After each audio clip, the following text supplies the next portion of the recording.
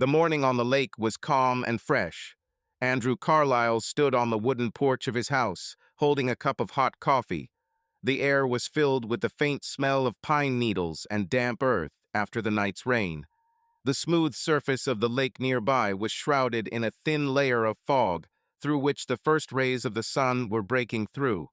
Andrew loved those early hours, when the world around him was just waking up. He was in his early 40s, and for the last few years he had been living far from the noisy city life.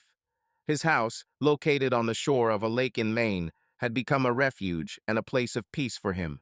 Andrew had once been a successful architect in Boston, but a few years ago he had consciously retired from business. Few knew the reasons for this decision, and he himself rarely thought about them. Now his days were filled with simple joys: morning coffee, housework, walks along forest paths. Andrew stepped off the porch and walked down to the shore. The old dock creaked slightly under his steps.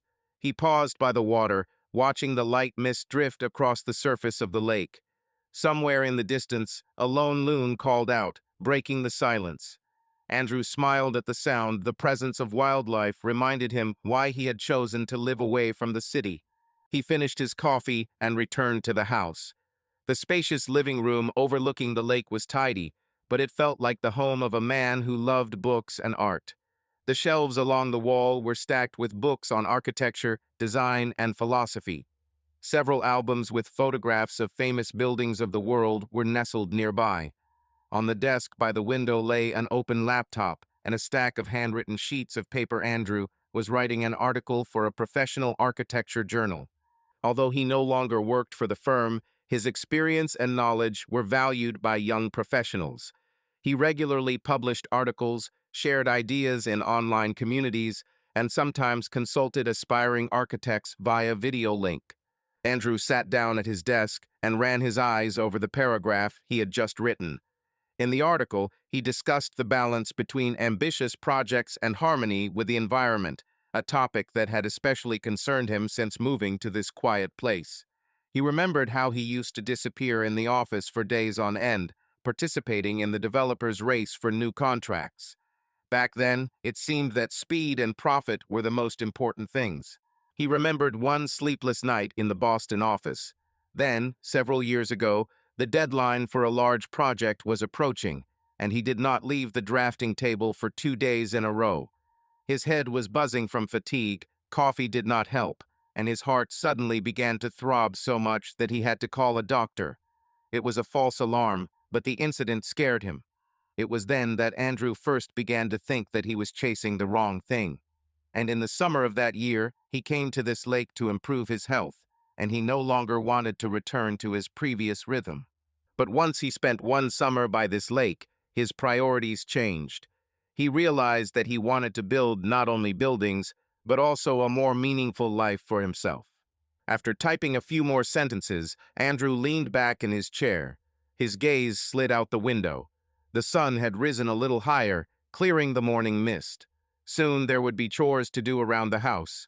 Check the boat at the dock, straighten a rickety board on the porch, go into town for groceries. These daily chores, so different from the once scheduled, minute-by-minute business meetings, brought him a strange satisfaction.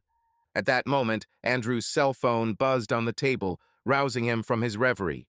He looked at the screen, a message from one of his young proteges, a recent graduate of the architecture department. The young man asked for advice on his first independent project. Andrew smiled warmly and immediately dialed a response, promising to call after lunch and discuss all the details. Helping his young colleagues became a new mission for him.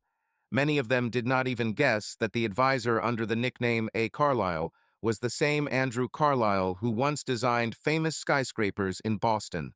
After sending the message, Andrew stood up and went into the kitchen. The kettle was noisily filling with water from the filter. It was time to make himself breakfast. Opening the refrigerator, he noted that there was food left for a day or two.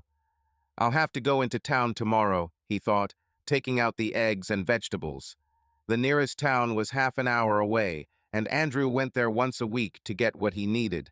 While making an omelet with cheese and tomatoes, he caught himself thinking about his wife. Melissa had not been to Maine for several weeks. Her job as a top manager at a large development firm, Northeast Development, in Boston often kept her in the city. The last time she visited was only for a weekend a month ago, and even then she spent almost all of her time on phone calls and on her laptop. Andrew had long been accustomed to this rhythm. Boston dictated its own rules, and Melissa had always been ambitious and passionate about her career. He respected her aspirations, although at times he felt that their lives were running parallel, intersecting less and less. They did not want children due to their endless work. It was more his wife's desire, and he had come to terms with it. Melissa was always surrounded by events, people, and deals. In her circle, he seemed to be perceived as a good-natured eccentric who had decided to retire at 40. Andrew knew that some of his wife's colleagues laughed at him behind his back. They said he lived on Melissa's money and did nothing. These conversations did not affect him, at least. He did not admit it to himself. He had chosen this life consciously. Yes, he did not have a high position or constant meetings, but he had the freedom and opportunity to be himself. Andrew sat down at the kitchen table, transferring the finished omelet to a plate. One by one, the familiar sounds of home filled the silence, the quiet ticking of an old wall clock, the rustle of the wind outside the window, the echoes of the splash of water on the shore. He ate slowly, enjoying the simplicity of the moment. Ahead was a new day, unremarkable in any way, or so he thought.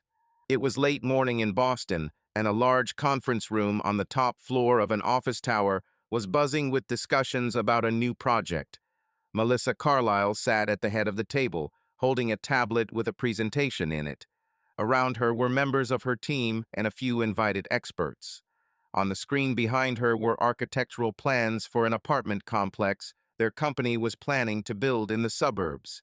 "So we're planning to have the preparatory phase completed by the end of the quarter," Melissa said clearly, casting a careful glance at the assembled group.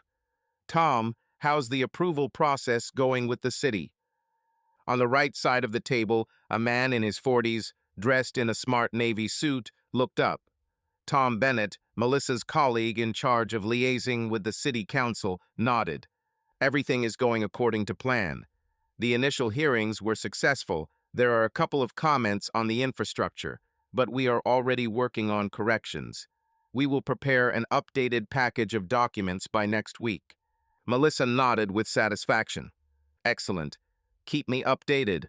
And on funding, she turned to another employee, and the meeting continued for another good half hour until all the issues were covered.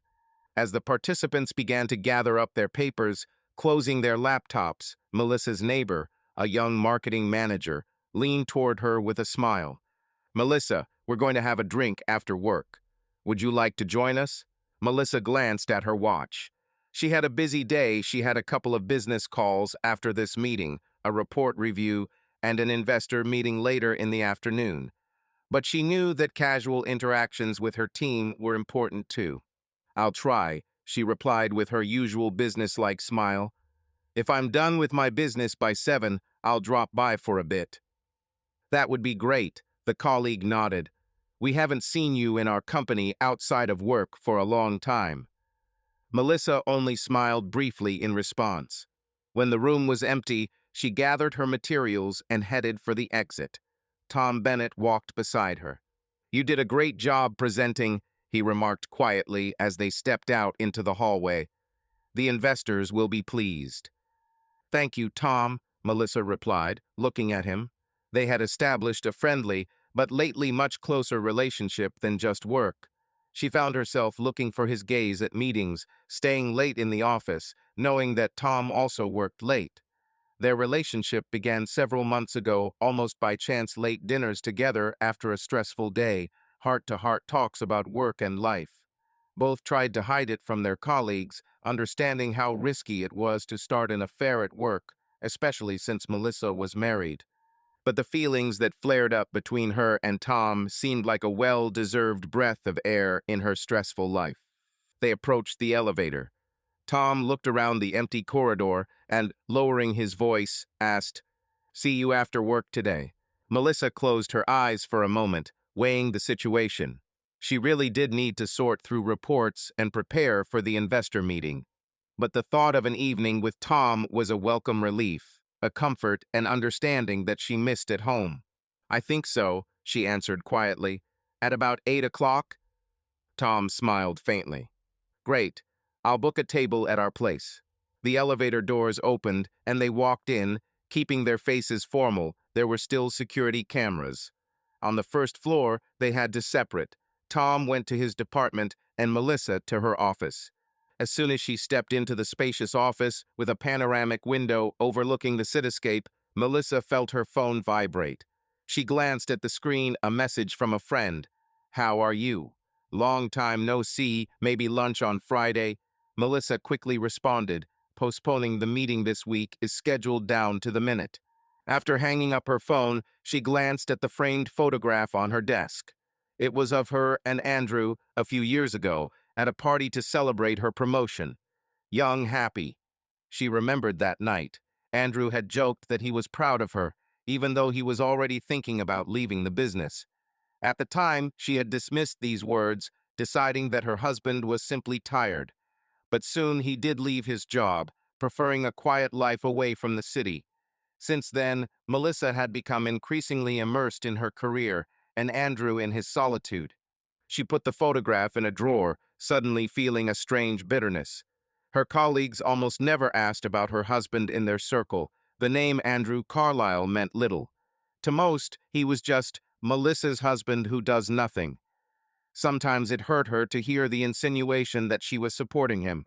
She tried not to react, but deep down she was irritated. Why had he given up everything they had achieved together? Why had he chosen seclusion over their shared ambitions? Melissa sighed and opened her laptop, trying to clear her mind of the thought. A window with her email appeared on the screen, dozens of new messages, including a report from the legal department. Request for patent and intellectual property information. She read, frowning. It had to do with one of the company's early projects, one that had been based on Andrew's architectural designs. The company had signed a rights agreement with him when he left, and from time to time the legal department consulted with him or his representative on licensing issues.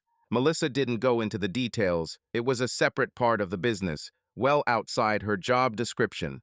Still, the reminder that her husband's name was still on important company documents gave her an uneasy feeling. But there was no time to think. There was a knock on the office door, and an assistant came in, reminding her about the call with Asian investors. Melissa pulled herself together, putting her personal worries aside. There was no room for doubts and feelings in the business world, or so she told herself. She got down to the next task, focusing entirely on numbers and presentations, pushing personal thoughts into the background. Late that evening, Melissa sat at a table in a half-empty restaurant on the edge of the business district. A few minutes later, Tom joined her, holding a bottle of wine. Their place was a small, cozy restaurant where they were well known and knew how to provide privacy. "To us," Tom said quietly, filling their glasses with red wine. Melissa nodded and took a sip, feeling the warm bitterness spreading across her chest. In the dim light of the candles, she watched Tom smile and tried to push away the shadow of worry. Today, for the first time in a long time, she thought of Andrew, his image popping up unbidden whenever she was distracted for even a moment. She tried to convince herself that she had a right to this hour of tenderness stolen from her duties. Tom touched her hand gently, and Melissa forced herself to smile back. Reality would have to wait until the morning, she decided then, leaning toward Tom for a kiss. It was late afternoon when Andrew heard a car pulling up outside his house. Still under the impression of a quiet morning, Andrew wasn't expecting visitors. He put down the book he was leafing through on the porch and went up to greet the uninvited visitor. A dark green sedan pulled up on the gravel driveway in front of the house. The door opened and Rachel, Andrew's longtime friend and part-time lawyer, stepped out.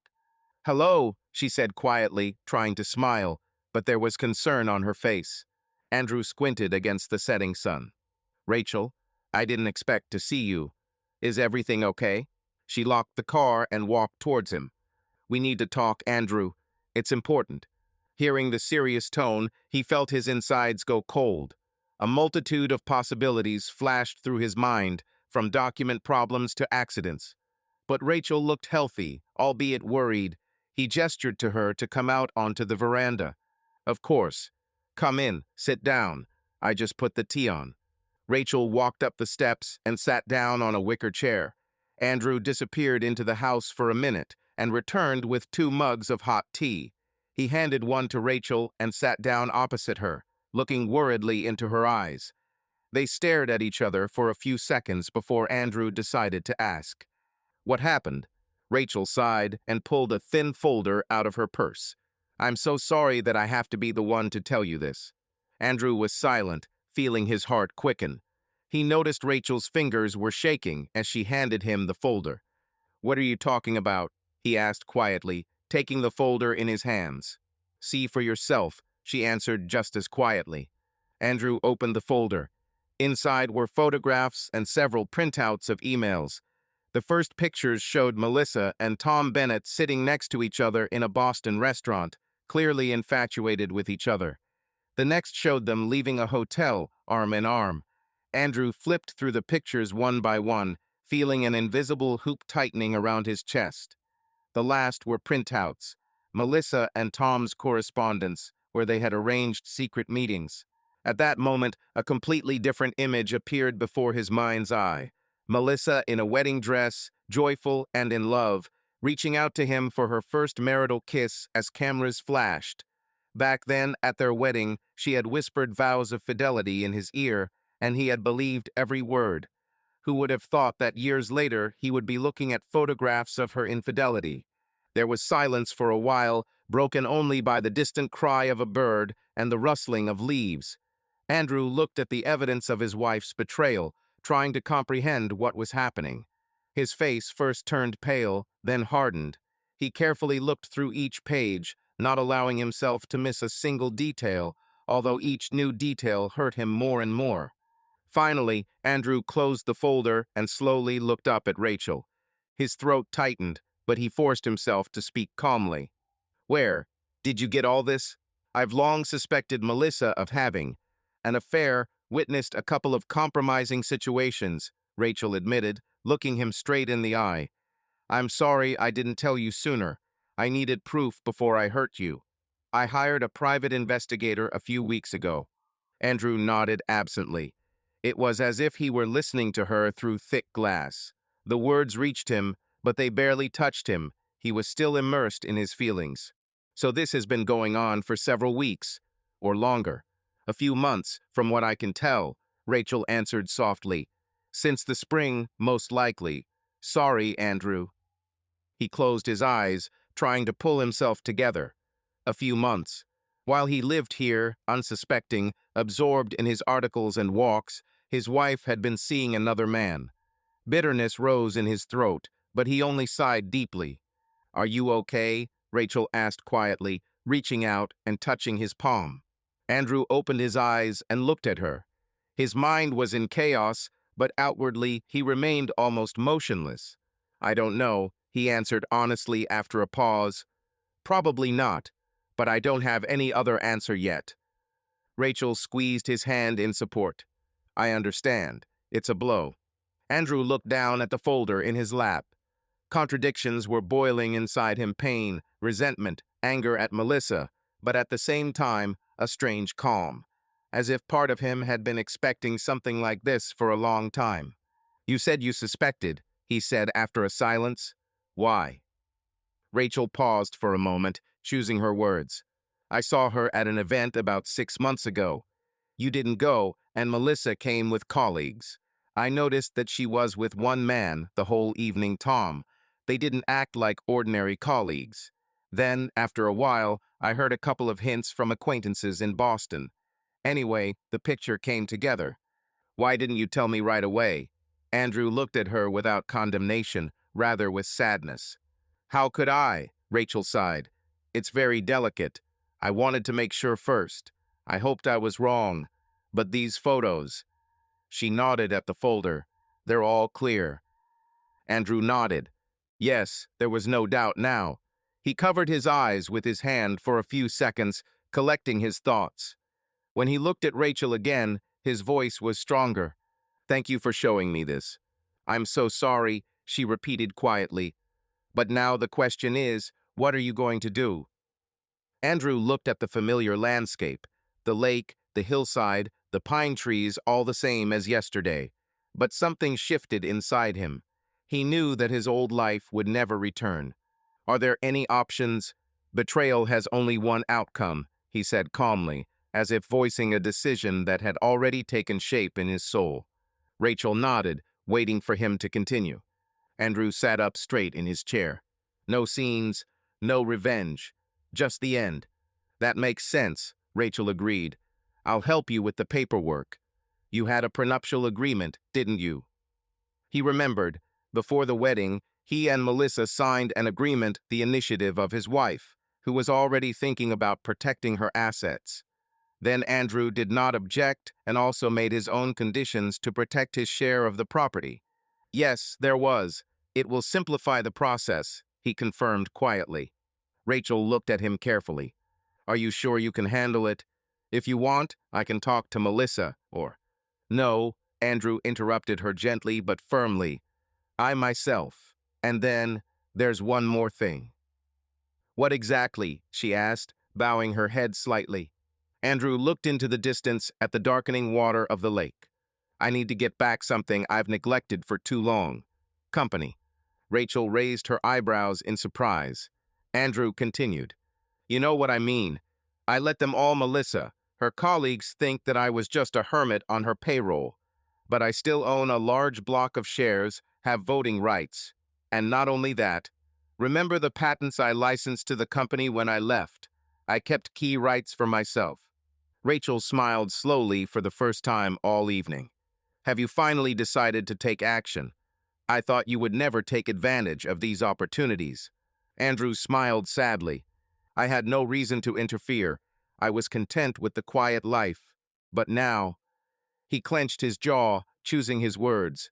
It's not about revenge, more about justice and my own dignity. I want to show and prove to myself that the old Andrew Carlyle is still capable of something. Rachel reached out and touched his shoulder. Well, then we have a lot to discuss. I can file for divorce on your behalf tomorrow, and at the same time prepare all the necessary papers for the board meeting. Andrew nodded. Thank you, Rachel. And I'm sorry for dragging you into this. Stop it, she snapped softly.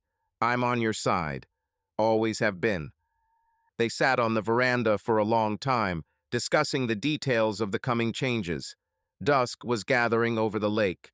That evening, Andrew Carlyle finally made his decision. His safe haven was behind him. The next morning, Andrew Carlyle left his quiet lake house and headed for Boston. Early in the morning, having gathered the necessary paperwork and changed into a formal dark gray suit, he looked as if time had turned back. In the rearview mirror on the way, he caught a glimpse of himself, a serious face, a determined look. Rachel sat next to him in the passenger seat, looking through some documents. The drive from a quiet corner of Maine to Boston took several hours. Outside the car window, forests gave way to towns, then an endless stream of suburbs. As they approached the city, the traffic thickened, trucks and cars rushing about their business appeared on the highway. Andrew looked at it all with a sense of déjà vu once he drove along these highways every day, immersed in business thoughts. Now he caught himself noting the details around him, a new interchange that had not existed several years ago, a high-rise building on the horizon growing like a mushroom. Boston had changed while he was gone, and it felt both alien and exciting.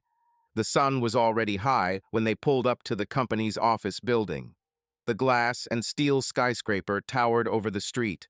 Andrew couldn't help but slow down, looking up. He knew the tower intimately, having helped design it many years ago.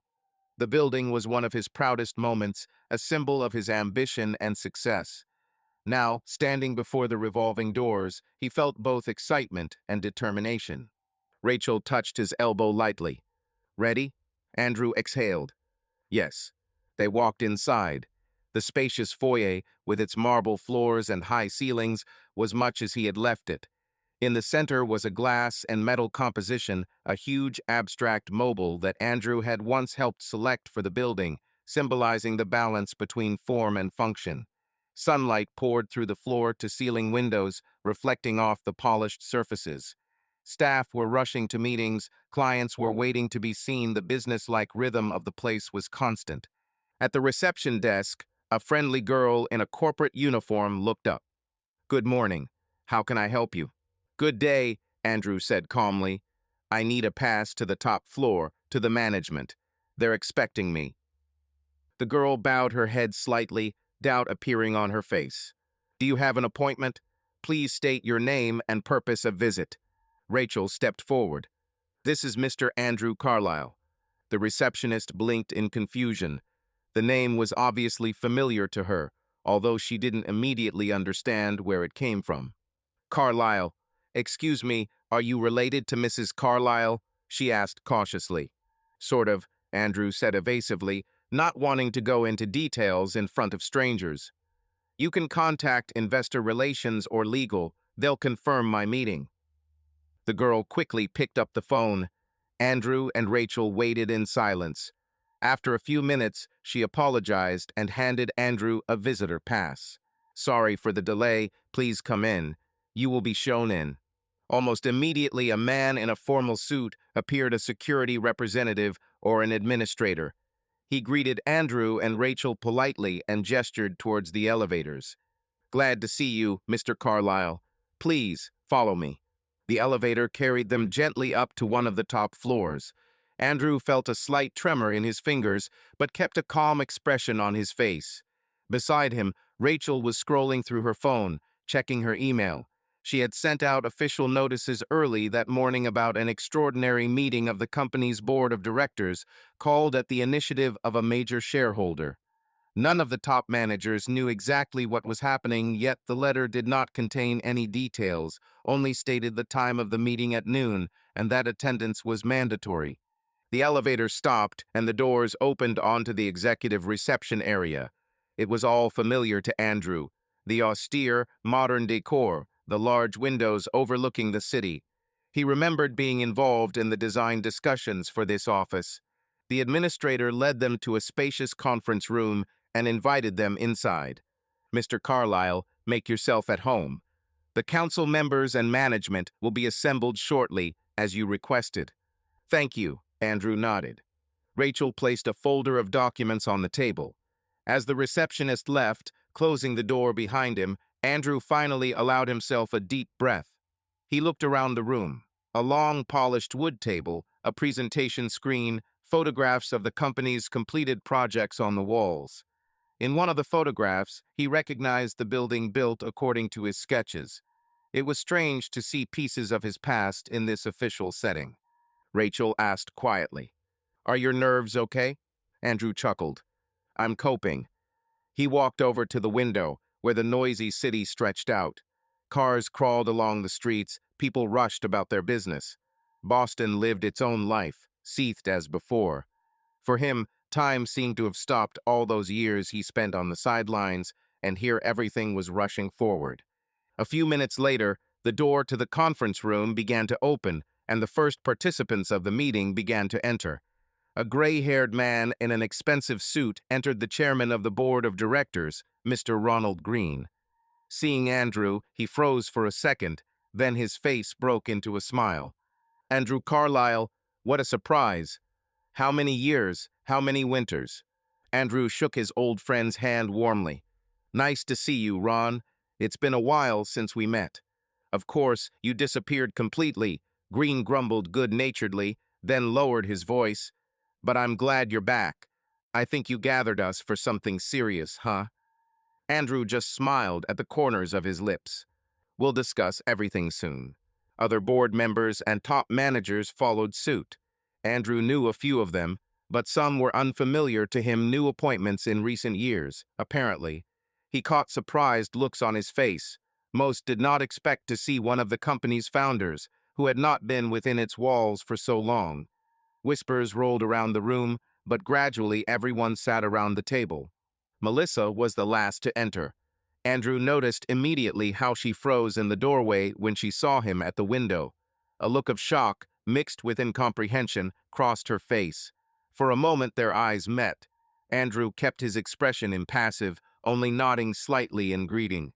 Melissa pulled herself together and took her seat, trying to look collected, although a blush of either shame or anger rose to her cheeks. When everyone had gathered, Mr. Green, clearing his throat, opened the meeting. Gentlemen, we have an extraordinary meeting at the initiative of our major shareholder. Andrew, you have the floor. There was silence. All eyes turned to Andrew Carlyle, who now stood at the head of the table.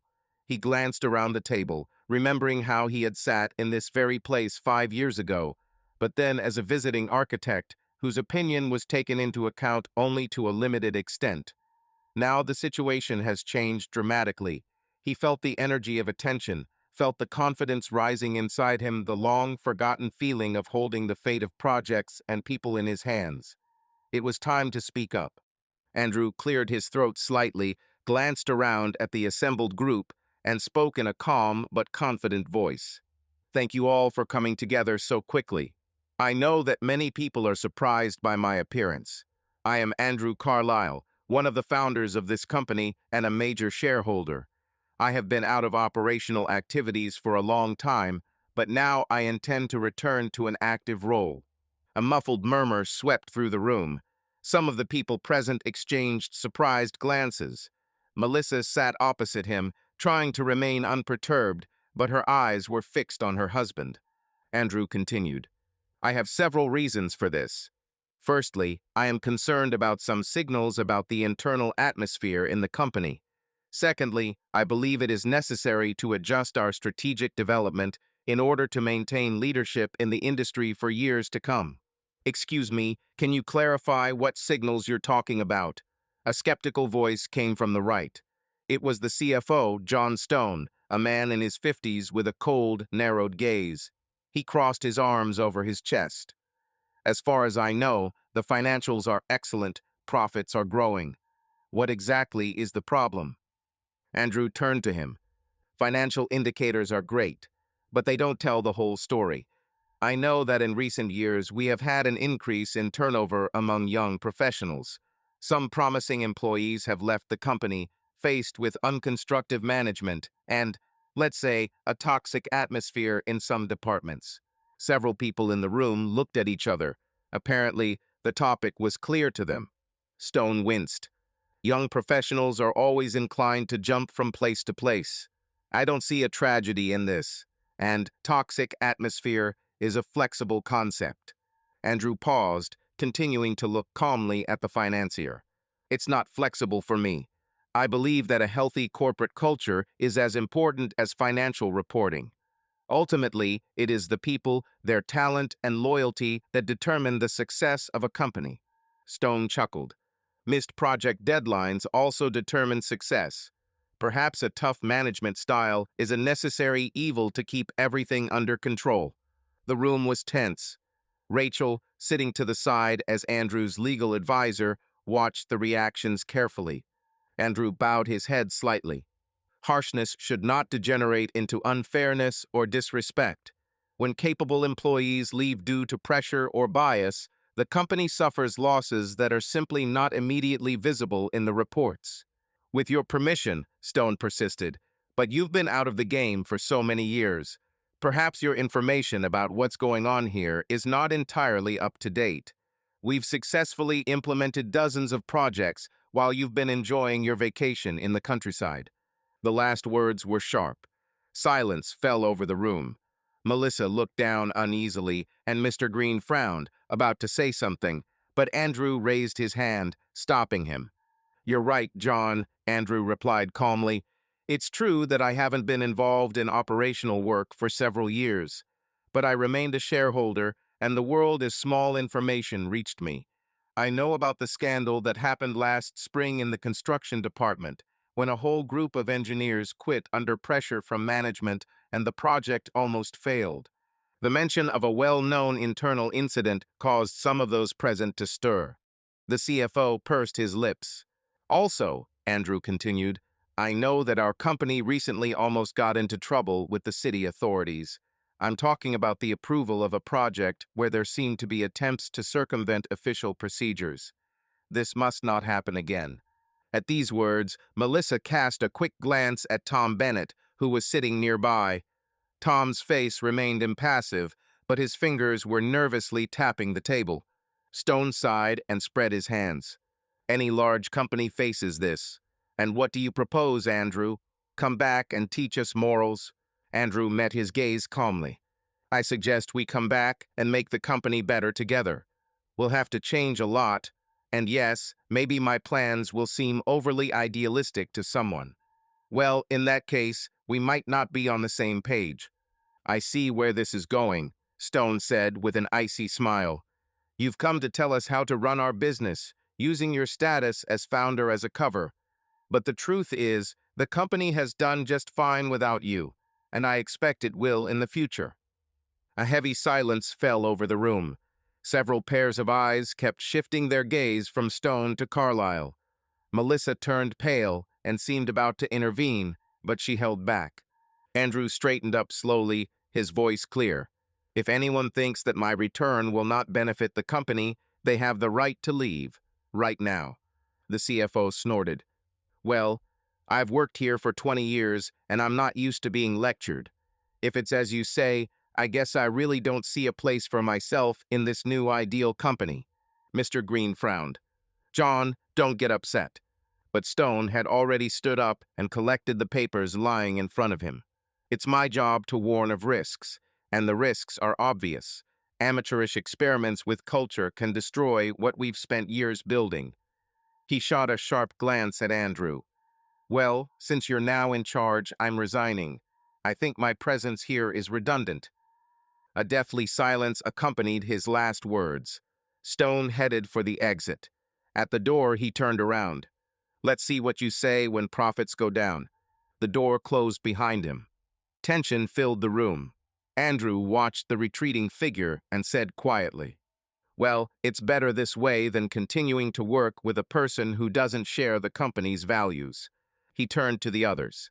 I am not holding anyone back by force, but everyone who remains will have to accept the new rules of the game. I intend to personally take part in the management of the company.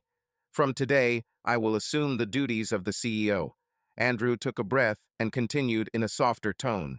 I understand that change can be scary, but I believe that together we will make our company not only financially successful, but also truly innovative and focused on people, on our employees, on young, talented architects and engineers who will come to our field. Several of those present nodded. Mr. Green, still looking puzzled by the sudden confrontation, said supportively, Andrew, the board of directors will, of course, consider your proposals in detail, but personally, I am glad of your desire to strengthen the company. Andrew nodded gratefully to his old colleague and continued. An audit of the personnel policy will be conducted in the near future. I have already agreed with the HR department. We will evaluate the effectiveness of each department in terms of the atmosphere and employee development. Those who have demonstrated destructive behavior will face organizational conclusions. On the contrary, capable and proactive employees will receive more opportunities for growth.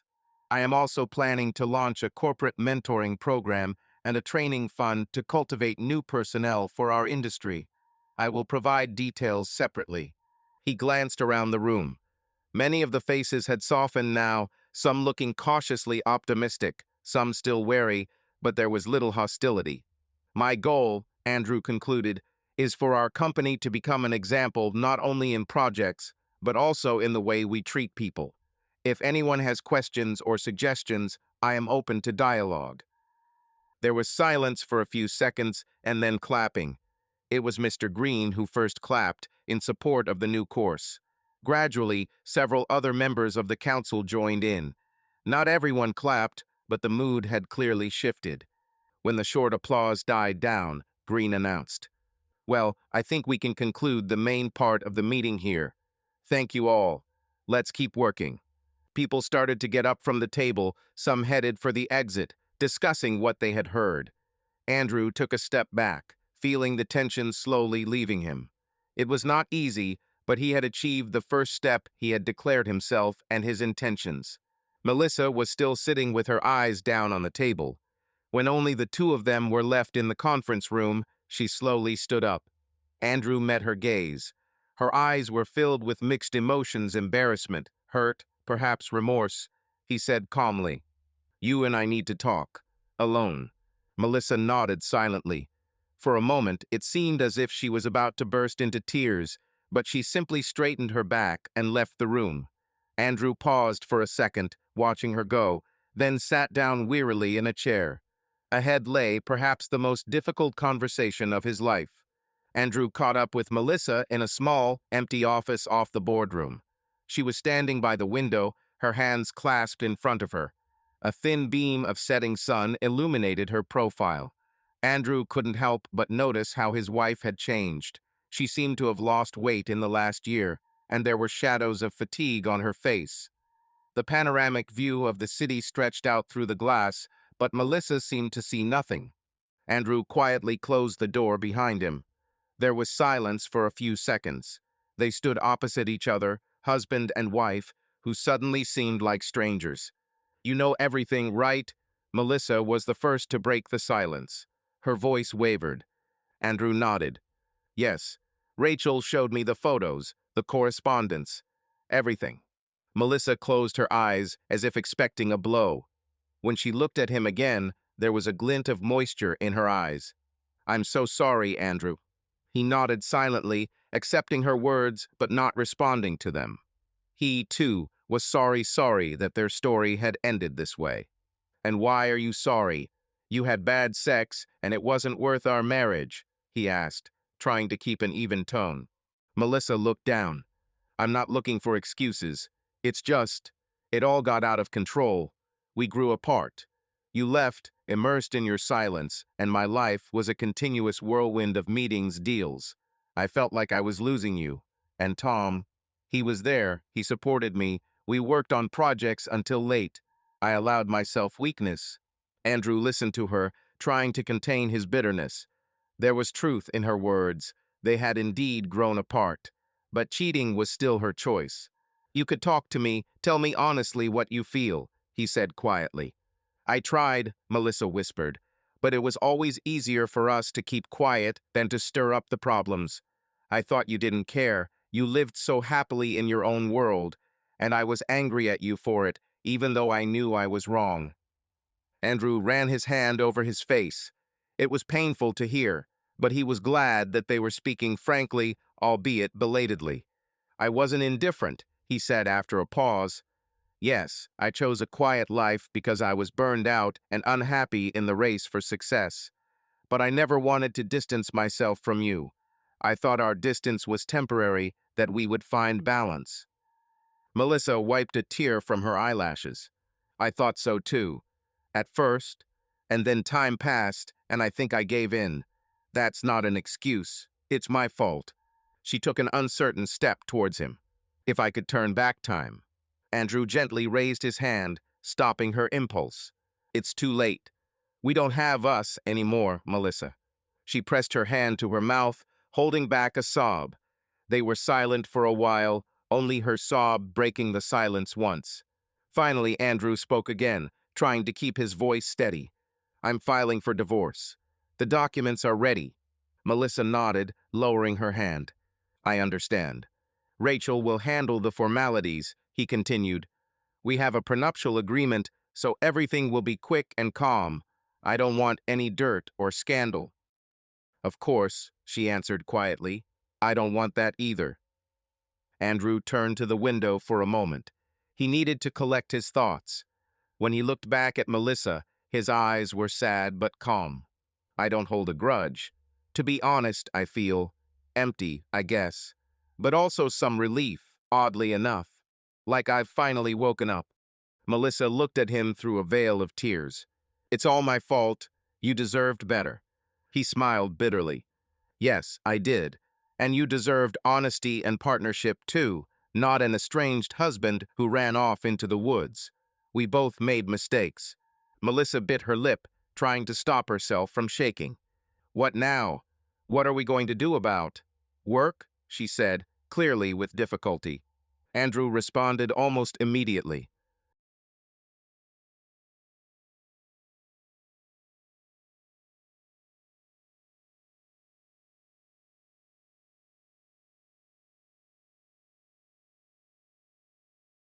Melissa sighed, looking at the floor. I think I'd better leave. At least for a while. I can't imagine coming into the office and seeing all this. She waved her hand vaguely. Andrew nodded. I understand. You can take unpaid leave or temporarily step away from business. Whatever is more convenient. You will make the final decision later. Melissa looked at him with a quiet plea. Andrew, I know it's late to ask, but forgive me. He met her remorseful gaze. Inside him, resentment and the part of his soul that had long been accustomed to loving her fought. But he knew there was no way back. I don't know if I can, he answered honestly, but I'll try to let go of this pain someday. A soft sob escaped Melissa's chest. She covered her face with her hands, trying to hold back the tears. Andrew slowly came closer and gently touched her shoulder. Take care of yourself. Melissa took her hands away from her face. Her cheeks were wet with tears, but she controlled herself. Nodding, she said quietly, And you, take care of yourself, Andrew. He took a step back, signaling that the conversation was over. Melissa looked at him for a moment longer, as if hoping for something, then lowered her eyes and headed for the door.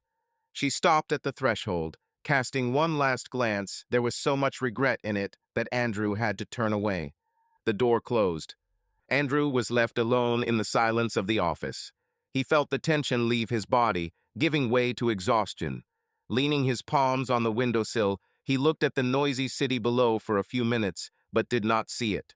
Scene after scene stood before his eyes, their first acquaintances and dates, their wedding day, the happy days of the first years of marriage. Still very young, they then believed that only joy and success lay ahead of them. Here flashed an episode.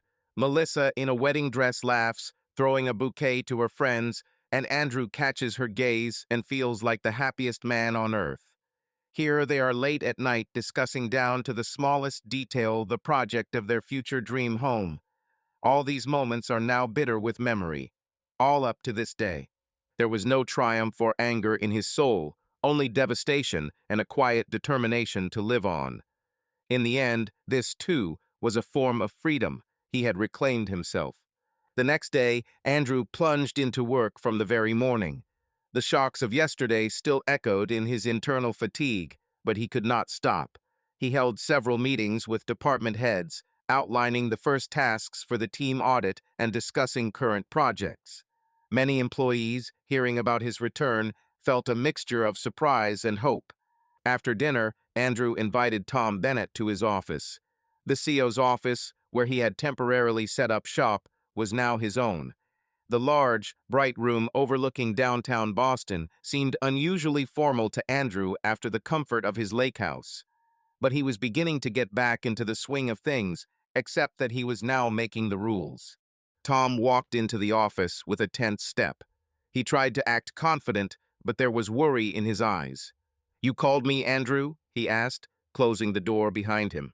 Yes, Tom, come in. Andrew gestured to the chair opposite the table. Tom sat down, trying to appear calm. How can I help you? Andrew studied the man for a moment. He had once known Tom as a capable employee, energetic and ambitious. Several years younger than Andrew, Tom had risen quickly up the career ladder.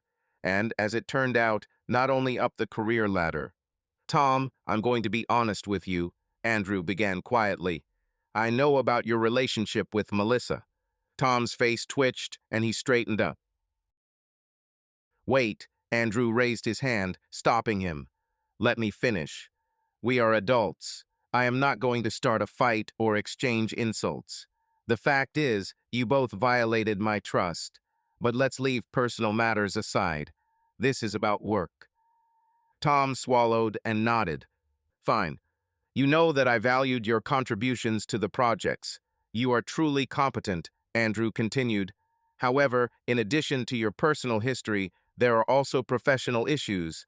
For example, I don't understand how exactly you received the final approvals for the suburban complex project. Tom looked away. What do you mean? Regular work with city authorities.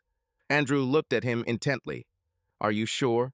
I have information that you acted through informal agreements to speed up the process. Roughly speaking, you promised certain benefits to one of the officials. That's unfounded, Tom replied sharply, meeting Andrew's gaze again. I did nothing illegal. Andrew shrugged. Maybe, but the aftertaste remains, and considering everything. He paused, choosing his words. I think the most reasonable thing now is for us to stop our cooperation. A flash of panic crossed Tom's face, which he immediately tried to hide behind a cold mask. What do you mean? Are you going to fire me? I suggest you write a letter of resignation, Andrew said evenly. It will be better for everyone. Tom turned pale. Because of personal, or do you really believe the rumors about bribes? In my eyes, the personal and the professional merged into one unpleasant picture, Andrew answered frankly. You crossed the line in both. Tom clenched his fists, then exhaled, trying to speak calmly. I understand that it is useless to ask for forgiveness. Andrew bowed his head slightly. There's no point in forgiving. What happened can't be fixed. But I can wish you luck in the future, Tom. Perhaps a change of scenery would do you good. Bennett looked down. He was silent for a moment, considering his words. Then he rose slowly. I'm sorry about that. His voice was muffled. I really respected you as a professional, Andrew, and I respected Melissa, too. It probably sounds ridiculous now. Andrew sighed slightly. What's done is done. Tom nodded, admitting defeat. I'll write a statement. Today. Thank you, Andrew answered quietly. Tom headed for the exit. Stopping at the door, he turned around. You probably hate me. Andrew looked at him wearily. No, but I can't respect him anymore either. Tom looked away and walked out, closing the door behind him. Andrew leaned back in his chair and closed his eyes. The office was silent, except for the hum of the air conditioner. Another difficult step had been taken. He felt empty, but he knew that purging the company of painful elements was necessary. Soon the head of the personnel department knocked on the door. Andrew gathered his courage and invited her in. Carol, nice to see you. Please sit down. Carol Yates, the sharp-eyed, middle-aged woman in charge of HR, sat down and opened her notebook. Andrew, thank you for taking the time. Did you want to discuss the HR audit? Yes, Andrew tried to switch to a business-like tone. We need to conduct a thorough assessment of the atmosphere in the teams. I want to know where our problems are. Abuse of power, employee burnout, lack of growth. You've been here a long time. You know a lot from the inside. I'd be grateful for your candor and help. Carol nodded. I have already prepared a preliminary list of departments where the greatest difficulties are observed. There is a high turnover or there have been complaints. First of all, this is the construction department and the purchasing department. Andrew remembered that it was in the construction department that the scandal with the dismissal of a group of engineers occurred. Great. Let's start with them. I want to meet the teams in person, get the opinions of the rank and file employees. Carol smiled. This is the right approach. People appreciate it when management listens to them. They coordinated a plan of action for the coming weeks. Andrew felt relieved. Practical steps, although labor-intensive, made him feel that all this restructuring had been worth it. In the evening, having finished his business, Andrew walked out of the company building. The summer city greeted him with warm air and the lights of the skyscrapers. He paused for a moment at the entrance, raising his head to the shining facade, the same one he once designed. Today, he felt not the pride of an architect, but the responsibility of a leader. For the first time in years, he felt like he had complete control over his life and could direct it in the direction he wanted. It was exhausting, but also deeply satisfying. Over the next few weeks, Andrew methodically implemented the changes he had promised.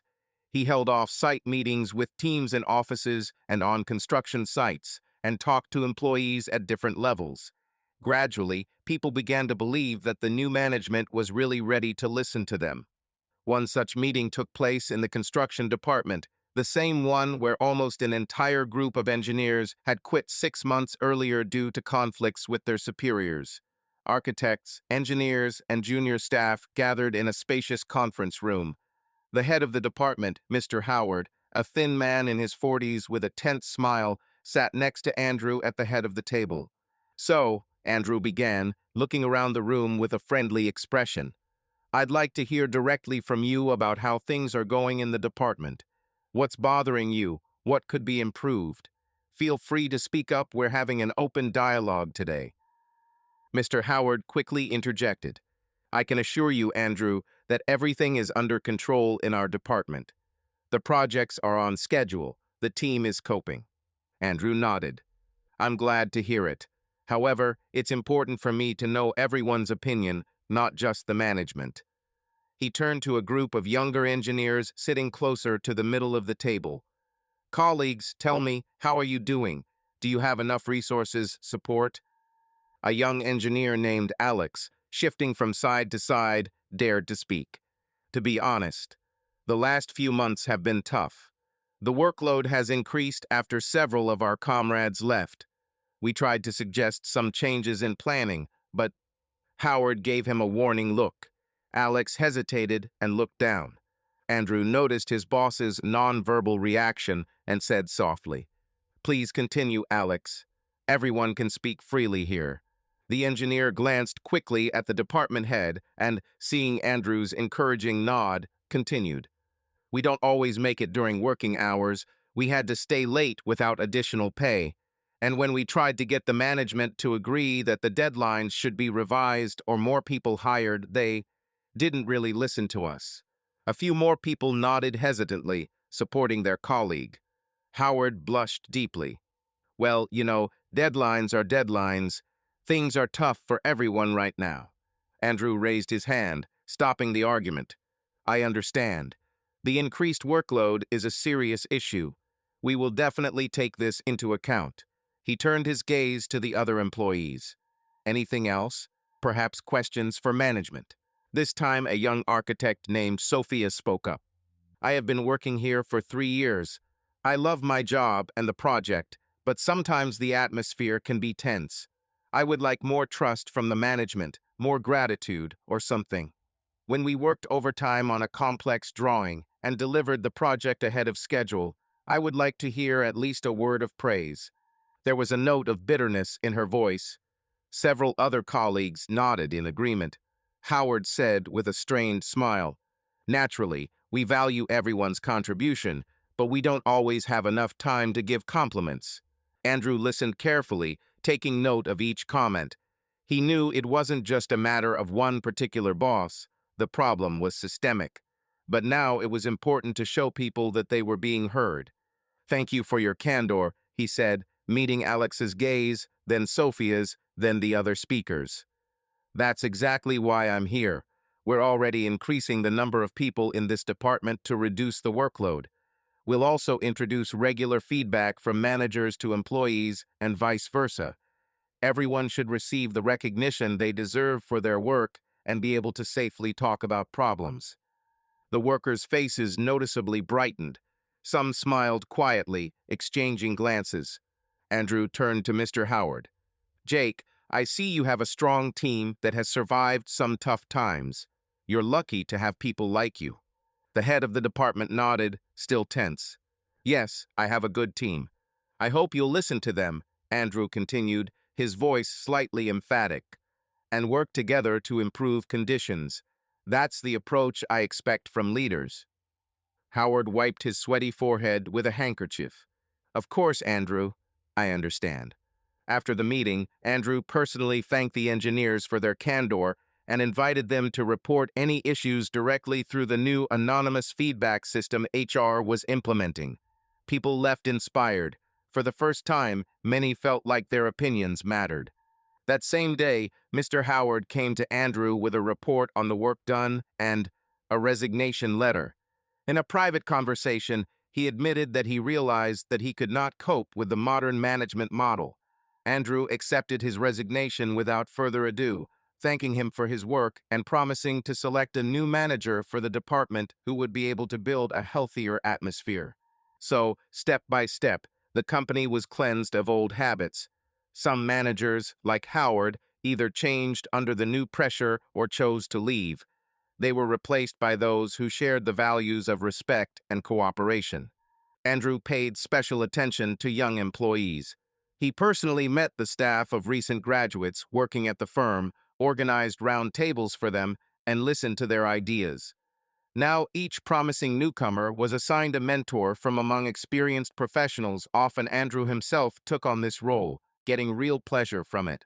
Looking closer, he noticed a sketch of the building's facade on the screen, bold lines, but Sophia couldn't solve the problem of lighting the interior. Andrew, intrigued, walked in and leaned closer. "Will you show me what you came up with?" The girl straightened up abruptly. "Oh, I'm sorry, Mr. Carlyle. I'm experimenting with the concept, but I'm not sure about some of the decisions yet." Andrew studied the drawing. It was a design for a small pavilion for a city park. Sophia had designed it for an internal ideas competition. The sketch had a sense of creative boldness, but something really didn't add up with the lighting solution. "You know, try using this idea here." Andrew took a sheet of paper and quickly sketched out an alternative arrangement of the light shafts using a technique he had once patented. Then the sun would penetrate deeper and the structure would remain strong. Sophia watched his movements in amazement. "Great. I would never have thought of that myself. Thank you." Andrew smiled. "You already have a great project. Just a little bit of work, and it will be a masterpiece." That same evening, walking through the empty office after work, Andrew noticed a light on in one of the offices. The same young architect, Sophia, was sitting at the table, enthusiastically drawing something on a tablet. "Are you late again, Sophia?" Andrew asked softly, peering through the door. The girl raised her head and smiled shyly. "I wanted to finish the concept. Inspiration came." "Try not to overwork yourself," he said with a warm smile. "Your inspiration won't run away, and a rested head might find even better solutions tomorrow." Sophia nodded, feeling the genuine concern in his words. "Thank you, Mr. Carlyle. I'm really glad you came by." Andrew was about to leave when Sophia suddenly added, "You know, I used to think about quitting after that project. But now I'm glad I stayed. Thank you for that." Andrew felt a warm wave of satisfaction. He just nodded. "Have a good evening, Sophia. See you tomorrow." Stepping outside, he took a breath of fresh air. The company was changing before his eyes. People were becoming bolder, more proactive. And in every grateful look from the young professionals, Andrew saw confirmation. He had done the right thing by returning. He had helped build not only buildings, but also destinies, and this gave his life new meaning. Autumn brought new traditions to Carlyle's company. One of them was a quarterly staff meeting where achievements and successes were openly celebrated. At such a meeting, Andrew liked to personally congratulate those who distinguished themselves. This was new to the corporate culture, but quickly took root and motivated everyone to work harder. On one such day, hundreds of employees, from interns to mid-level managers, gathered in a large hall. Andrew stood on stage with a microphone, announcing the names of those recommended for promotion or awarded bonuses for their contributions to projects. "And I especially want to mention Sofia Rodriguez, a young architect from the construction department," he said, smiling at the audience. "Her bold concepts and hard work helped us win the tender for the new city park. Sophia, come up to us." Sophia, the same girl Andrew had spoken to that late evening, stood up shyly from her seat to the applause of her colleagues. Andrew shook her hand and handed her a certificate. "Sophia, on behalf of the company, I thank you. In addition, I am pleased to inform you that you have been entrusted with the leadership of the architectural group in a new project. Keep up the good work." The girl, blushing with excitement, quietly thanked. "I'll try not to let you down." "We have confidence in you," Andrew replied warmly and nodded encouragingly. The applause did not stop. Among the smiling faces in the room was Alex, the engineer who had spoken out at that difficult meeting. Andrew noticed his shining eyes. It seemed that Alex now had a chance to. Later, at the reception, HR confirmed to Andrew that Alex was included in the personnel reserve for promotion. After the official part, Andrew was chatting with the staff in an informal setting. A young man, a little over 20, wearing glasses and with an enthusiastic face, approached him. "Mr. Carlyle, hello. I'm Michael Hansen, a design intern. We corresponded online a few months ago when I was still in graduate school and asked you for advice on a museum project." Andrew took a closer look and smiled happily. "Michael, of course I remember. Glad you joined us." The young man nodded, smiling happily. "Thank you very much.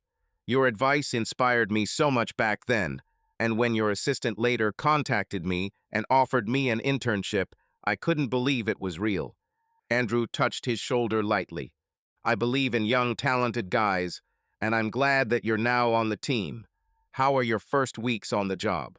"It's amazing," Michael blurted out.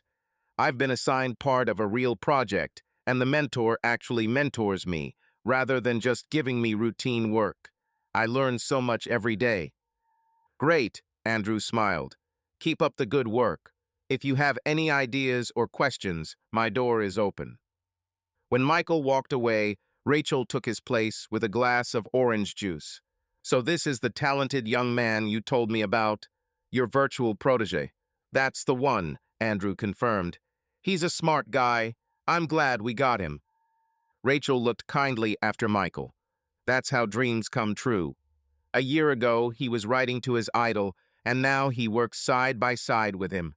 Andrew shook his head with a slight smile. "Well, I'm far from an idol, but if I can be useful, why not?" Rachel raised her glass. "I can say with confidence, you are already an idol for many here. For change," Andrew clinked his glass of water with hers. "For the future." He returned home that evening inspired. By home, he now meant not only his quiet house in Maine, where he still went on weekends, but also the cozy apartment in Boston that he rented closer to work. His days were again scheduled with meetings and plans, but it did not weigh him down as before. Andrew worked with a new meaning. Before going to bed, he leafed through the latest issue of an architectural magazine. One of the pages featured a piece about the personnel revolution at a development company founded by Andrew Carlyle, noting how the new management's bold moves had brought in an influx of young talent and strengthened the firm's reputation. The article was titled "The Renaissance of Northeast Development," and it detailed Carlyle's bold reforms. "In just 6 months, the new leader has changed the face of the corporation," the author wrote. "Several old-school top managers have been fired or have stepped down, but a whole galaxy of young talents has emerged. The firm's projects have gotten a second wind. Clients are noting the fresh ideas and energy that the new team has brought. Many competitors are now closely studying the experience of Northeast Development in order to adopt its successful findings." Andrew smiled slightly, catching sight of his name, which appears repeatedly in the text. In the past, this kind of media attention would have embarrassed him, but now he took it in his stride. Andrew put the magazine down and looked thoughtfully out the window at the lights of the night city. A thought flashed through his mind. Maybe this was what it was worth going through all the trials for. He had regained not only the company, but also himself, a person who was able to change the world around him for the better. That winter, when the first snow covered Boston, Andrew completed work on a project he had long been thinking about, an educational foundation for young architects and engineers. The idea took on official form. Documents establishing the foundation were signed, and a board of trustees was formed. A small conference room at Rachel's law firm was filled with like-minded people, Rachel herself, Mr. Green, the MIT architecture dean, and Andrew. The agenda was to approve the charter for the new organization. "So, the name," Rachel began, leafing through the last page of the foundation documents. "Should we go with the Carlisle Educational Trust, or should we go with the Young Architects Trust?" Andrew, sitting at the head of the table, shrugged. "There is no need to mention my name. The main thing is that the goal is clear." The MIT dean, a gray-haired, intelligent gentleman, countered with a smile. "Your name has already become a symbol of positive changes in the industry. I think young people will be glad to know who is behind the initiative." Mr. Green also supported. "I agree, and the founder's name plays a role in attracting investors." Rachel smiled and concluded. "Then it's decided. Carlisle Foundation, New Architects. That's what we'll write. Andrew nodded, a little embarrassed, but he didn't argue. It wasn't the name anyway, but the fact that the fund would start working. He contributed a significant amount to it, a portion of the dividends he'd received over the year, and the proceeds from his patents. Several of the company's partners also made generous donations, impressed by Andrew's example. "What are the first steps?" Mr. Green asked as the discussion turned to the action plan. Andrew opened the folder with the program sketches. "We establish annual scholarships for talented architecture students across the country, plus grants for internships abroad so that young professionals can adopt the best practices. We also plan to organize open lectures and master classes from leading architects and engineers." The dean nodded approvingly. "Excellent. Our university will be happy to be a partner in the selection of candidates for scholarships." Rachel added, "I have already contacted several large construction companies. They are ready to support the fund through sponsorship. In exchange, we will invite their experts to events and give them the opportunity to select promising graduates." The dean smiled and interjected, "You know, I just have a student in mind, a guy from a poor family, a genius at designing, but works part-time as a waiter to pay for his studies. I wish our foundation could help people like him." Andrew responded quickly, "It is precisely for such guys that everything is being started.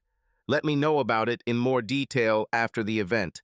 The dean nodded with satisfaction, apparently already considering candidates.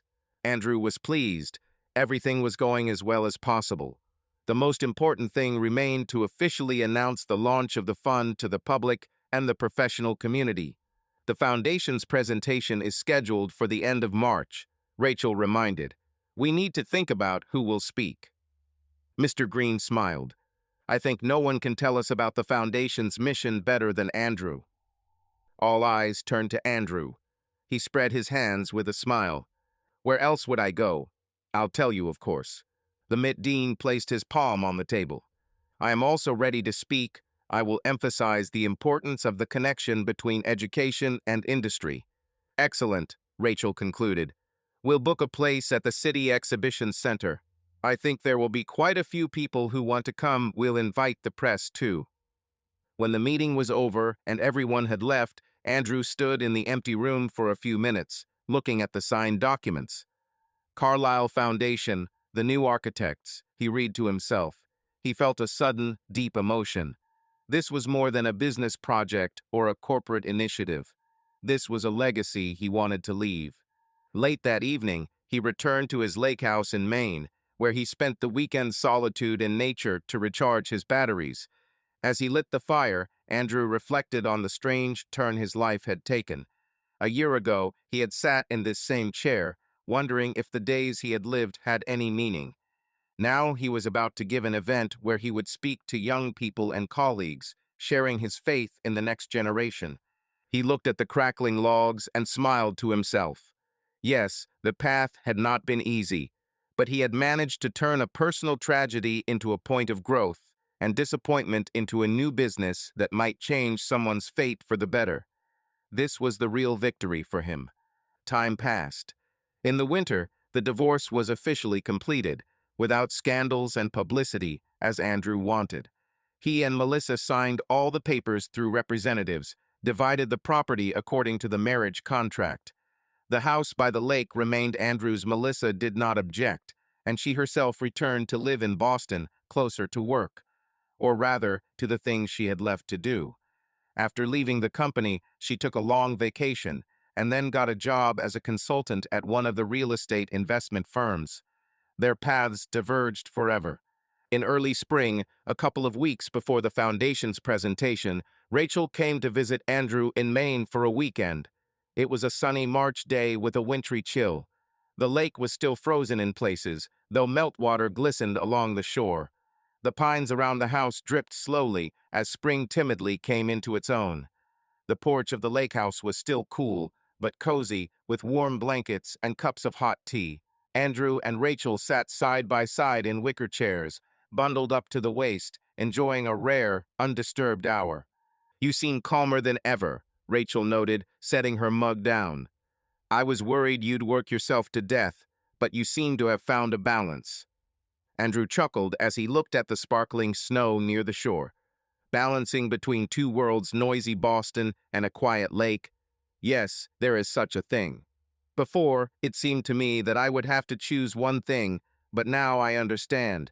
You can draw strength from silence and spend it on a matter that you consider important. Rachel smiled warmly. You're a great guy, you know. Not everyone could have gone through. She hesitated for a moment through betrayal and pulled themselves together like that. Andrew shrugged slightly. It didn't work out for me right away. There was a lot of anger, pain, but it all gradually went away when I had a purpose and meaning. He looked at his friend. You helped me a lot, Rachel. If it weren't for you, I might have continued to hide from life. She shook her head.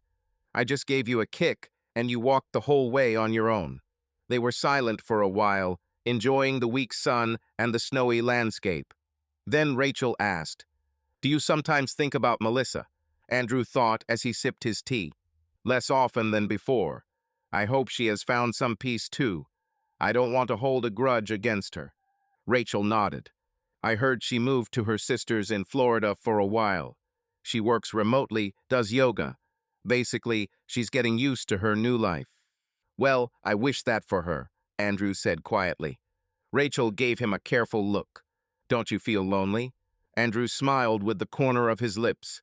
I have so many things to do and so many people around me that sometimes it's even too noisy.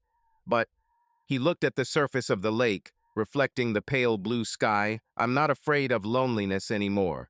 It comes in different forms.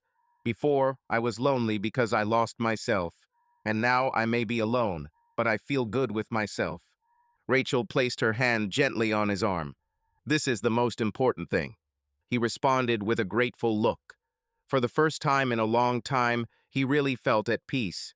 The snow was quietly glittering, meltwater was dripping from the branches of the pines. Spring was approaching not only nature, but also his life. There's a big event in 2 weeks. Rachel changed the subject, raising an eyebrow. Are you preparing a speech? Andrew sighed with a smile. Of course. I've already thrown out 5 drafts. I want to say something really useful, not just general words. I'm sure you can do it. Speak from the heart, and people will feel it. Andrew nodded. Yes, that was probably the right thing to do. That evening, after seeing Rachel back to town, he was alone in his house. The last rays of the sun glided over the calm waters of the lake. Andrew sat on the shore, placing his palm on the cold, still March earth. Here, in the silence, he clearly felt a connection with his essence. He remembered how lost he had been a year ago, and silently thanked fate for the fact that now he felt found.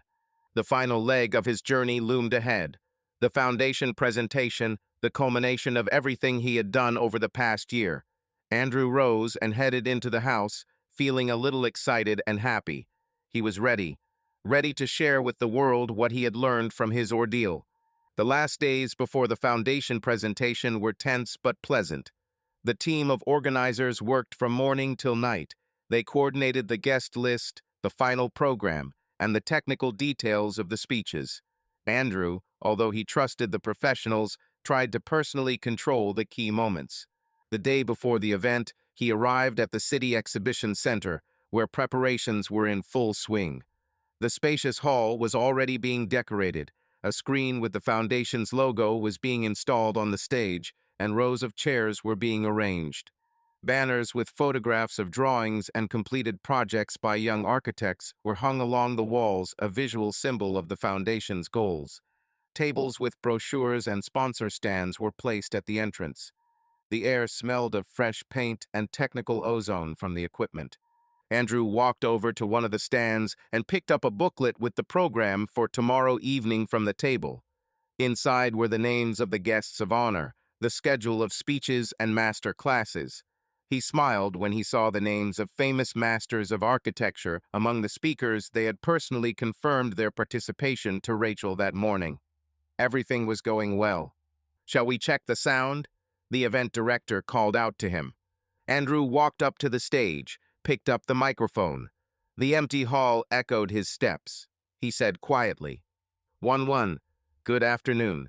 The voice carried confidently throughout the room. He imagined for a moment that the hall was filled with students, colleagues, and journalists. He felt a slight tremor, but not fear, more like excitement from the importance of the moment. Excellent, the sound is clear, the director smiled. Andrew came down from the stage, pleased. Everything was going according to plan. In the foyer, he ran into the MIT Dean and Mr. Green, who had also come to check out the situation in advance. Tomorrow will be a full house, the dean said, shaking Andrew's hand. We have so many students from different universities that we can barely fit them all in. That's wonderful, Andrew replied. Let them come. That's what this whole thing is all about. Mr. Green clapped him on the shoulder. How are you feeling before the big day? Andrew exhaled with a smile. Honestly, I'm a little nervous, but I'm sure that once I start talking, everything will go well. You know what to say, Green encouraged. Just say it from the heart.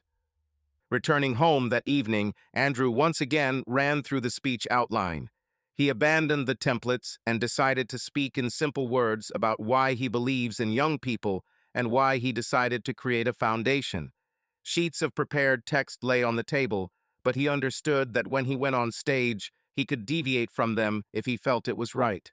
Before going to bed, he called Maine, an old neighbor who looked after his lake house. He cheerfully reported that everything was fine and asked how Andrew himself was doing in the big city. Andrew replied with a smile that tomorrow was an important day, and then he would definitely stop by Maine for a rest. The night was restless. Andrew slept in fits and starts, waking up from the fact that he was replaying the beginning of the speech in his head, looking for the right wording. Towards morning, he finally dozed off and even saw a lake in his dream, very quiet, smooth as a mirror. Waking up with the first rays of light, he felt amazingly calm. The day X had come, and he would meet it with dignity. Melissa Carlisle greeted the morning of the Foundation's presentation 1,000 miles from Boston in sunny Florida, where she had been staying with her sister for the last few months.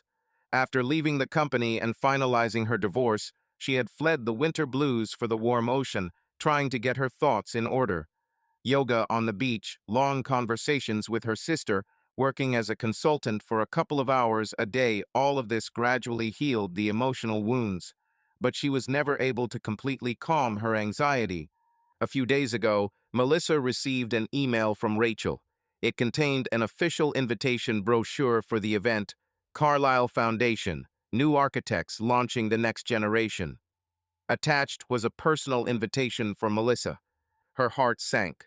The name Andrew in that context, the founder of the foundation, made her feel a bitter mixture of pride and regret.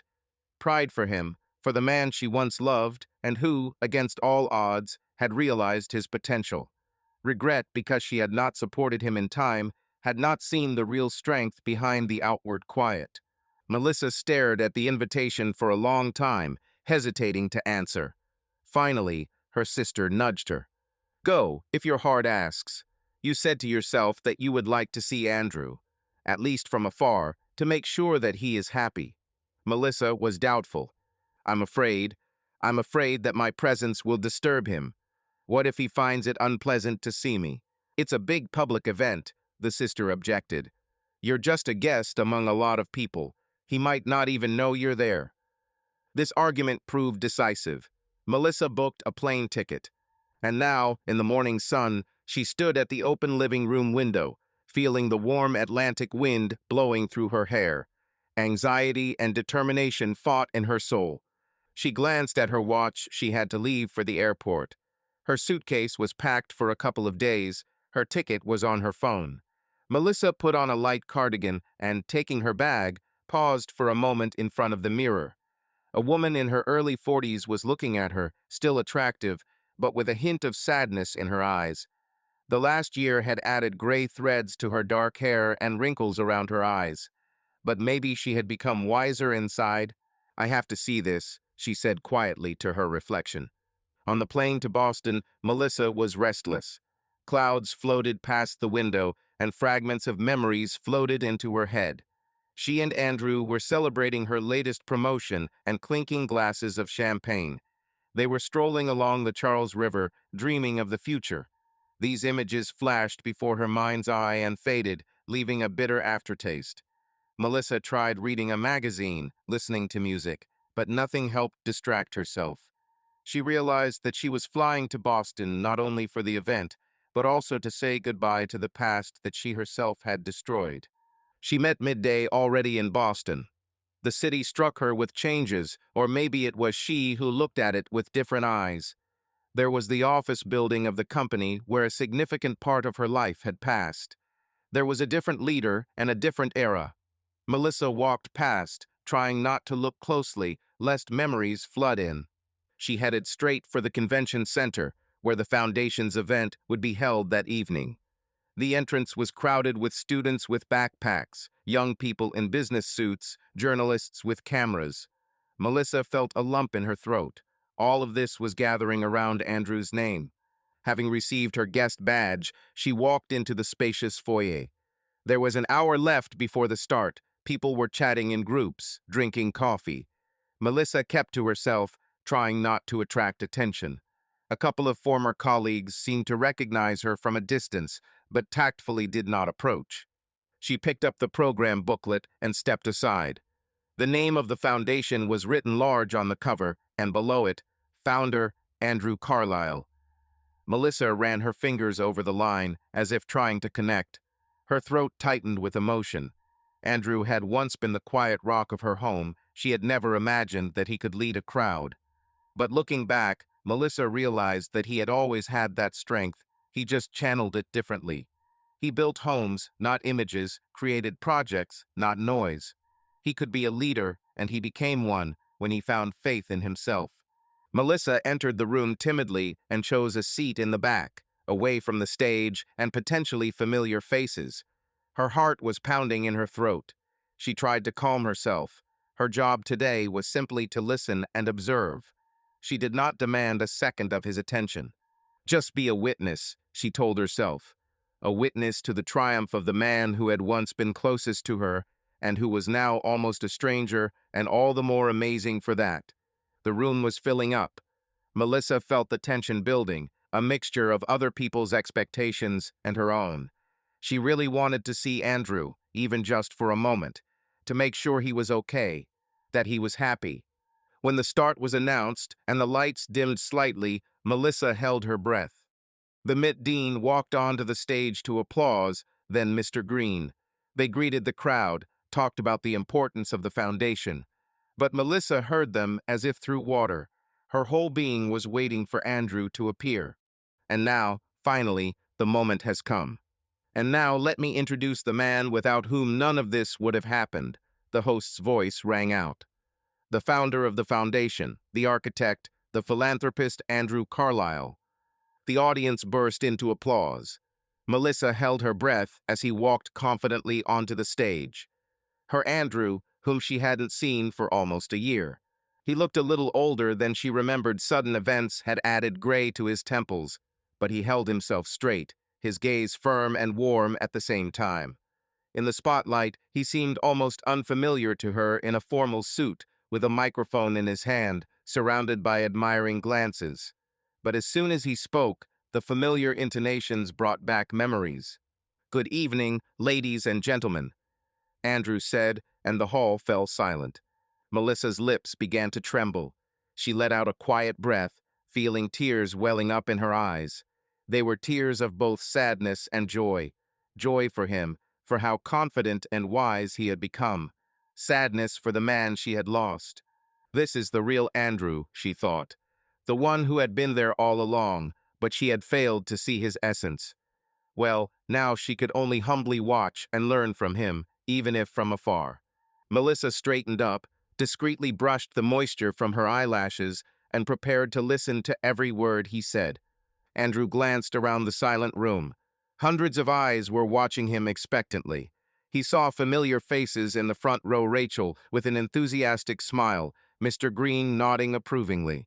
Many unfamiliar ones, young students, reporters, experienced colleagues. Somewhere in the back of the room, Melissa was there too, but he didn't know it. He took a calm breath and began to speak, putting aside the prepared sheets. "Good evening. First of all, I want to thank everyone who came today.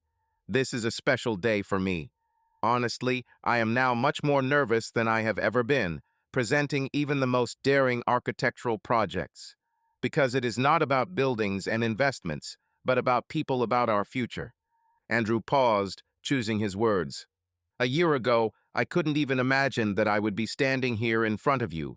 A year ago, my life looked completely different. I retired, thinking that my contribution to the profession was complete. I lived in seclusion and thought that the world of construction and architecture could cope without me. Perhaps it would have continued like this if not for a series of events that shook me up and made me rethink everything. There was silence in the room. Andrew continued, trying to speak simply and sincerely. I realized that the most valuable thing I have as a professional is experience and knowledge. But what good are they if I don't pass them on? If young, talented guys make their way on their own, making the same mistakes that I once made, and I remain on the sidelines. He shook his head and smiled slightly. I remembered myself at 20, an ambitious graduate with a sparkle in his eyes, but a lack of practical wisdom. I was lucky. I met mentors along the way, senior colleagues who shared their time and knowledge. Without them, I would not have become who I am. And I suddenly understood clearly it was time to repay this debt. Andrew spread his hands, his gaze becoming penetrating. This is how the idea of an educational foundation was born. A foundation that will help new architects and engineers, those who are still sitting at their student benches or taking their first steps in the profession. To help them not feel alone, to give them access to the best teachers, to practical experience, to internships where outstanding projects are born. He took a breath and continued. Our field is often called pragmatic, even cynical. They say that the main thing is profit, deadlines, estimates. But I am convinced, without a dream, without the burning eyes of young talents, the future will be meaningless. Our task is to support this dream, to invest resources, strength, and soul in it. The audience began to quietly applaud, but Andrew gestured for him to finish. I am grateful to all the partners who responded to this initiative. I am grateful to my colleagues who believe that our business is important and necessary. And most of all, I am grateful to the youth who are not afraid to knock on doors and ask questions. Believe me, you inspire us no less than we try to inspire you. He noticed several young faces in the second-row students, no doubt looking at him with such enthusiasm that Andrew's heart filled with warmth. Today, we officially launch the Carlisle Foundation, New Architects. I promise that I will do everything in my power to ensure that it operates effectively, fairly, and truly benefits those for whom it was created. Andrew lowered the microphone for a moment, about to finish, and added quietly, almost comradely. They say that life is what we build while we are alive. The last year has taught me that it is never too late to change the blueprint of your life if the old project has outlived its usefulness. I am happy that I found the strength to start a new one, and I hope that our children and grandchildren will appreciate the results. Many in the room listened with sparkles in their eyes. In the back row, one woman quietly wiped away tears, trying not to attract attention. Andrew did not see this. He was completely immersed in his thoughts and words. He raised the microphone again, concluding louder. Thank you. Thank you to everyone who believes in this. Let's build the future together. The room erupted in applause. The noise was deafening. Andrew felt his eyes suddenly water with emotion. He smiled, stepping back. The dean and Mr. Green came up on stage, shaking his hand.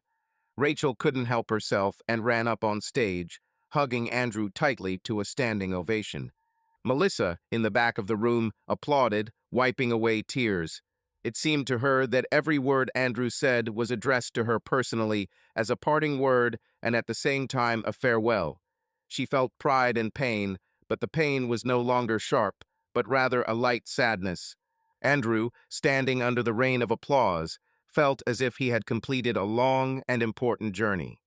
This was the culmination quiet, without the fanfare of revenge or triumph over someone. It was a victory over his former self, the pledge of a new life. Flashes of cameras captured this moment, and inside Andrew was calm. He looked at the hall, where the faces of young people were shining, where friends and colleagues were smiling at him and thought that he would not exchange this minute for all the riches in the world. A minute of clarity and self-respect. After the official party, the hall gradually filled with the hum of voices. The buffet began, the guests talked, and congratulated the organizers. Andrew, shaking countless hands and accepting congratulations, looked for Rachel to share this moment with her. But suddenly he noticed a familiar silhouette a little to the side. Melissa stood by the column, holding a glass of water and clearly preparing to leave unnoticed. It took her a moment to notice that Andrew was looking at her.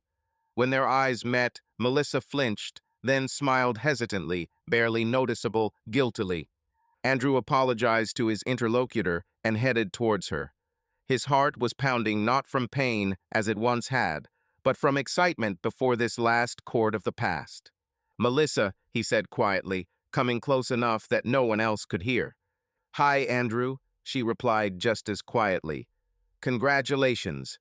It was amazing." She looked down, but then looked straight at him again. "You changed so many lives, and yours too."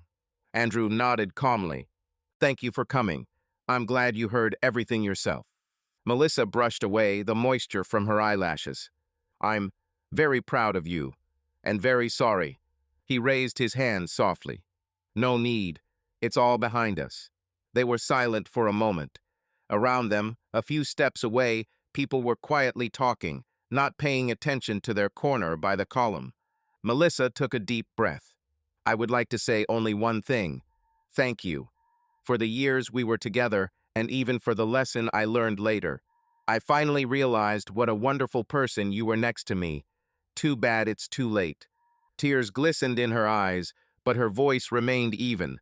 Andrew felt a quiet sadness, no longer anger or resentment, just like the sediment of a past storm. "We've both learned a lot," he replied calmly. "I wish you happiness, Melissa. Real happiness." She took a shaky breath and tried to smile. "You deserve happiness like no one else." Andrew nodded slightly. That seemed to be the end of the words. They stood there for a few seconds in silence, looking at each other, strangers and close at the same time, connected by a common past and having let each other go into the future. Melissa was the first to come to her senses. She straightened up and adjusted her purse on her shoulder. "I have to go. Congratulations again. And goodbye, Andrew," he answered quietly. "Goodbye, Melissa." She turned and walked quickly towards the exit. Andrew watched her until her figure disappeared among the guests. There was no regret or relief in his soul, only a bright shadow of a story that had long since ended. "Andrew," Rachel called, approaching with 2 glasses of champagne. "Where have you been? Everyone's been looking for you. Do you want to thank me in person?" She winked slyly, holding out the glass to him. Andrew took it with a smile. "I went out of frame for a minute. I'll be right back." They clinked glasses and took a sip of sparkling wine. Rachel whispered conspiratorially, "I saw your conversation. Is everything okay?" Andrew took one last look at the doors Melissa had left through and replied with a soft sigh. "Yes, everything is as it should be." Rachel placed her hand on his shoulder and said softly, "I'm very happy for you." Andrew squeezed her hand gratefully. "Thank you." At that moment, a group of young architects approached them, the same students he had noticed in the hall. They were literally beaming with delight. "Mr. Carlyle, can I take a photo with you? Your performance was incredibly inspiring." Andrew laughed heartily. "Of course you can." He put the glass on the table and stood in the center of the improvised group. Rachel deftly took on the role of photographer. The flash clicked one photo, then another. The young people thanked him, asking questions one after the other. Andrew answered, joked, felt light and free. Half an hour later, the guests began to leave. The evening was drawing to a close. Andrew finally made his way out into the fresh air onto the steps of the exhibition center. The sky above the city was dark blue, and the first moths were circling in the electric light of the street lamps. Rachel stayed inside to negotiate with the organizers about the details of the cleanup and the press, and he broke away for a moment of silence. Andrew breathed in the cool air. Somewhere in the distance, the evening noise of Boston was heard, cars rushing by. He looked up. It was hard to see the stars in the city, but he knew they were there, behind the glare of the lights. Another sky came into his memory over a quiet lake, strewn with bright stars. Soon he would go there again, to his refuge, as a completely different person. Andrew smiled to himself. He felt deep satisfaction and peace in his soul. A year full of shocks and work was over. A new life lay ahead without masks, without other people's judgments, on an equal footing with himself. He walked down the steps and slowly toward the car that was waiting for him. There was much to do, both at the company and at the foundation, but now he knew the main thing. He had reclaimed his destiny, and it was worth every effort, every tear shed. As Andrew got into the car and closed the door behind him, he glanced once more at the shining lights of the city. The driver was already waiting, and the car moved smoothly, merging with the stream of lights of the evening city. Andrew took one last look at the shining facade of the center, where the event was taking place, and felt a quiet joy that this evening had been a success. In a couple of days, he planned to return to Maine, to watch the sunrise on the shore of the lake that had become for him the starting point of a new life. Then he calmly leaned back in the seat and closed his eyes. For the first time in many years, he felt truly at home in the world and within himself. Time passed, and after the successful presentation of the fund, Andrew finally felt that his life had entered a new, more harmonious rhythm. The company was getting stronger, the fund was starting to operate, and he increasingly found himself surrounded by people who shared his values. But despite this, his thoughts still often returned to what remained unfinished in his life. That evening at the exhibition center was significant. It was more than just a public event. It was the opening of a new chapter. Standing on stage, he not only shared his faith in young people, but also felt his past slip away, leaving space for a new one, for a future that now mattered more than anything else. After the event, Andrew stepped out onto the balcony to escape the hustle and bustle for a moment. The streets of Boston were bustling below, the city was alive and vibrant, but Andrew felt that none of that mattered without support. He was looking for people in this city who would not just be colleagues, but friends who could be part of his new journey. A few minutes later, the door swung open and Rachel came to him. She didn't say a word, but his eyes met hers, full of understanding and something else. Rachel had always been there, and not just as a lawyer. Over the years, she had become more than just a colleague, but the person who saw him when others only watched. She knew the price he paid for his peace, and she was there when he began to find himself again. "Everything went great," she said, looking at him with a slight smile. Andrew nodded, but there was more than just gratitude in his eyes. He felt a silence between them in that moment, filled with more than just words. "You have no idea how much your support has helped me," he said, his voice becoming a little softer. Rachel moved a little closer, her eyes never leaving his face. "I was just doing what I had to do. You found your way, I was just there." Her words were quiet, but every sound in them was full of meaning. He looked at her, and something shifted inside him. Over the months he had been with her, he had begun to notice how much he had come to feel her presence. Not as a professional, not as a helper, but as a person who had become a part of his life. There was more to her support than just help.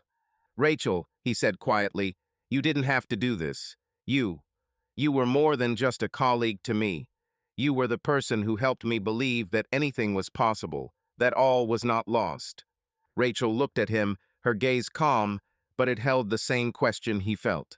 "Andrew, I have always believed in you, not just as a professional, but as a person. And I think you know that for me, these are not just words. You deserve better."